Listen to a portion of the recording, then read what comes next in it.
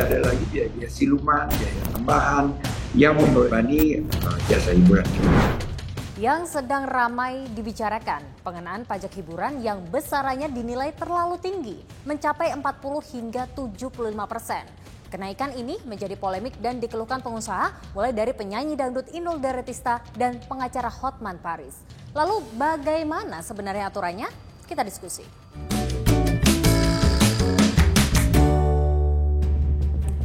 Dalam pasal 58 ayat 2 Undang-Undang Nomor 1 Tahun 2022 menerapkan besaran pajak barang dan jasa tertentu atau PBJT untuk jasa hiburan pada diskotik, karaoke, klub malam, bar dan mandi uap atau spa. Paling rendah 40% dan paling tinggi 75%. Penyanyi dangdut Inul Daratista dan pengacara Hotman Paris mengeluhkan kenaikan ini.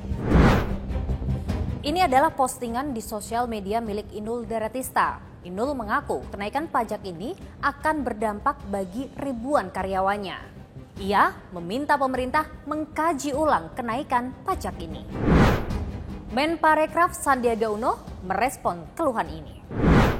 Nah, kita harus lihat dulu struktur dari industri ini.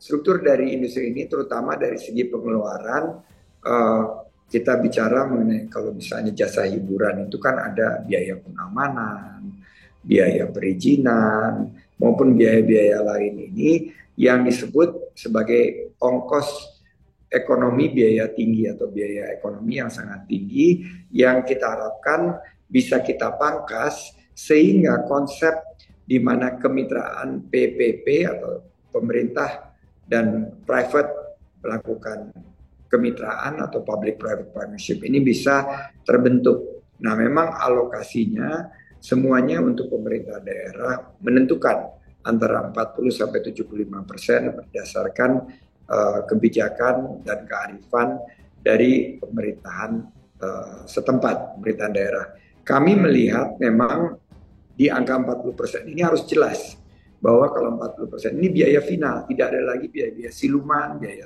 tambahan yang membebani usaha dari para pelaku jasa hiburan ini.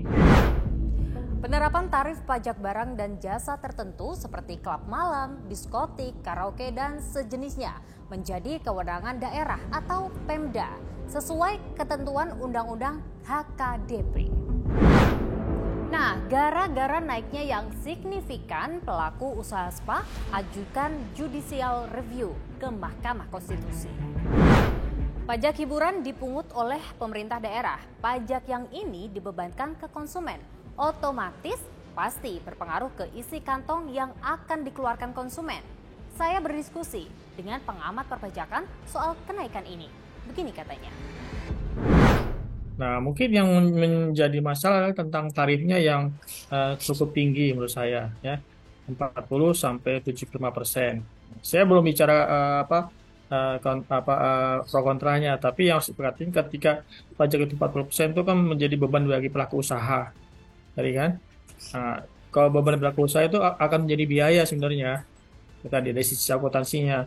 Nah, tapi bagi masyarakat ketika ada pajak 40% itu otomatis masyarakat akan terkena dampaknya terhadap ikutan dari hiburan tersebut itu tadi yang semula dia misal dari 1 perak menjadi berapa perak karena ada pajak 40% tersebut itu tadi.